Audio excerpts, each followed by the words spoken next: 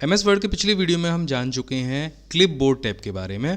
इस वीडियो में हम जानने वाले हैं फ़ॉन्ट टैब के बारे में, जो बचे हुए ऑप्शन हैं उनके बारे में खास तौर पे। जैसे कि यहाँ पे एक ये ऑप्शन है सबस्क्रिप्ट और सुपरस्क्रिप्ट। इसके बाद यहाँ पे एक ये अगला ऑप्शन है चेंज केस। ये कैसे काम करते हैं। यहाँ पे ऊपर एक ऑप्शन और दिया गया है जिसका है नाम क्लियर फॉर्मेटिंग। ये सारे ऑप्शन कैसे काम करते हैं, क्या इनका यूज़ होता है, चलिए समझ लेते हैं।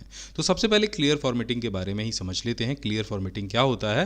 देखिए, जैसे मैंने आपको बताया था कि फॉर्मेटिंग का मतलब होता है टेक्स्ट की स्टाइल से, उसके कलर से, उसके साइज़ से, हम उस पर बोल्ड, इटैलिक, अंडरलाइन जो भी चीज़ें अप्लाई कर रहे हैं वो सारी चीज़ें टेक्स्ट फॉर्मेटिंग कहलाती हैं। अब उस फॉर्मेटिंग को क्लियर करना है, यानी आप चाहते हैं कि जैसे ये सारा पैराग्राफ लिखा हुआ है वैसा ही ये इंक्लूड आइटम्स और डॉक्यूमेंट भी हो जाए। तो आपको सिंपल करना क्या है, इसको सेलेक्ट करना है। पूरा पैराग्राफ सेलेक्ट करने के लिए क्या करना है, आपको माउस से ट्रिपल क्लिक करना है, पूरा पैराग्राफ सेलेक्ट हो जाएगा और यहाँ पे आपको जाना है क्लियर फॉर्मेटिंग पे। जैसे आप इस पर क्लिक करेंगे तो जो हमने फॉर्मेटिंग अप्लाई करी थी वो सारी क्लियर हो जाएगी। अब चलिए अगला ऑप्शन समझ लेते हैं। यहाँ पे ये दो ऑप्शन दिए गए हैं सबस्क्रिप्ट और सुपरस्क्रिप्ट, ये कैसे काम करते हैं। ये आपने देखा होगा कि कहीं पे किसी की डेजिग्नेशन लिखी रहती है या मैथमेटिकल्स कुछ फॉर्मूले होते हैं वो लिखे रहते हैं। मैं यहाँ पे लिख देता हूँ, देखिए अपना नाम अभिमन्यु भारद्वाज और इसके पीछे मुझे अपनी डेजिग्नेशन लिखनी है। मैं यहाँ पे मान लीजिए मेरी डेजिग्नेशन हो गई ब्लॉगर, ठीक है।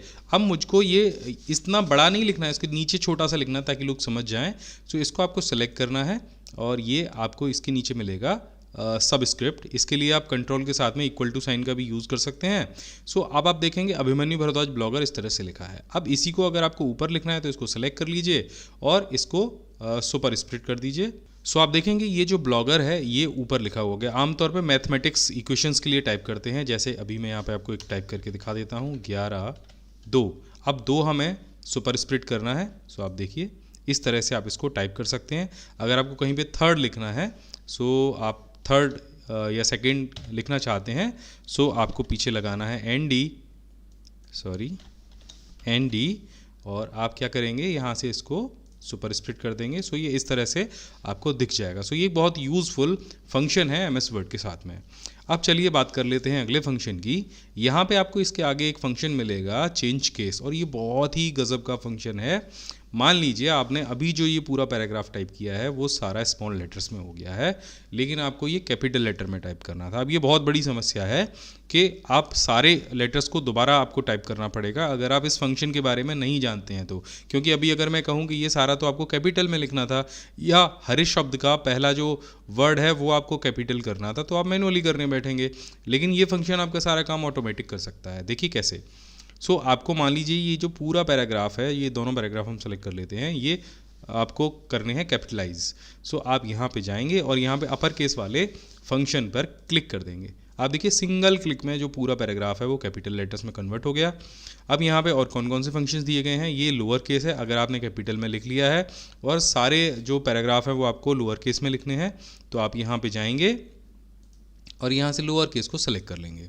सारा पैराग्राफ लोअर केस में हो जाएगा। अगर आपको करना है ये कैपिटलाइज ईच वर्ड, जैसे मैंने बोला था कि जो पहला शब्द है वो कैपिटल हो जाए, आप यहाँ पे जाएंगे और कैपिटलाइज ईच वर्ड पे टिक लगा देंगे। मैंने इसको सेलेक्ट नहीं किया, देखा सेलेक्ट करना कितना ज़रूरी होता है।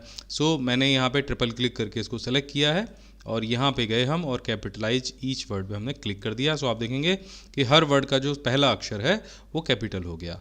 अब यहाँ पे एक और चीज़ है, ये जो टॉन्गल केस है इसको हम कभी मुश्किल ही यूज़ करते हैं, लेकिन फिर भी आप चाहते हैं कि सारे वर्ड कैपिटल हो जाएं लेकिन जो पहला अक्षर है वो आपका स्मॉल रहे। आप इस पर क्लिक कर देंगे। कुछ इस तरह का आपको दिखाई देगा।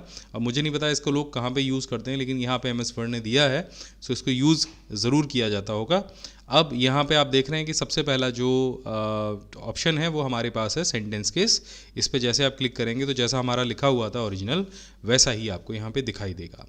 यहाँ पे एक ऑप्शन और हमें दिया गया है, ये है आपका जैसे मार्कर हम किसी चीज़ पे मार्क लगा देते हैं, सो उस तरह से ये काम करता है। तो हम किसी भी लाइन को सेलेक्ट करेंगे या वर्ड को सेलेक्ट करेंगे और ये हमें हाईलाइट करना है, सो ये टेक्स्ट हाईलाइटर का काम करता है। मैंने इसको येलो कर दिया तो ये दूर से ही हाईलाइट हो जाएगा। अगर आप पूरे पैराग्राफ को हाईलाइट करना चाहते हैं तो सेलेक्ट कर लीजिए और यहाँ से हाईलाइट कर दीजिए। अब हाईलाइट आपको हटाना है तो आपको फिर से ट्रिपल क्लिक करके पैराग्राफ को सिलेक्ट करना होगा और यहाँ से नो कलर पे जाना होगा। जो आपका पैराग्राफ हाईलाइट हुआ है वो हट जाएगा। अब यहाँ पे एक कमांड और बच गई है। अब ये क्या करती है, ये है आपकी श्रिंक थ्रो। सो इसका मतलब क्या है, कहाँ पे इसको यूज़ करते हैं? अगर वैसे आपको मैं लगा के दिखा दूंगा तो आप कहेंगे पीछे जो पूरी लाइन है वो कट गई है, उस पर बीच में एक लाइन आ गई है, लेकिन इसको यूज़ कहाँ करते हैं मैं बताता हूँ आपको कहाँ पे करते हैं। तो आप मान लीजिए कहीं पे कोई प्राइस लिस्ट बना रहे हैं और आपने कोई प्राइस रखा था 500 रुपये, लेकिन अब 500 रुपये जो प्राइस है नहीं है, आपने 500 की जगह 400 रख दिया है। सो आप क्या करेंगे, इसको यहाँ से सेलेक्ट करेंगे और इस तरह से कर देंगे। सो पहले ये था और अब इसको ये पढ़ा जाएगा। सो इसका मतलब यही होता है। सो अभी हम अच्छे से समझ चुके हैं आपका जो फॉन्ट वाला टैब था उसको। अगले वीडियो में हम जानेंगे पैराग्राफ टैब के बारे में।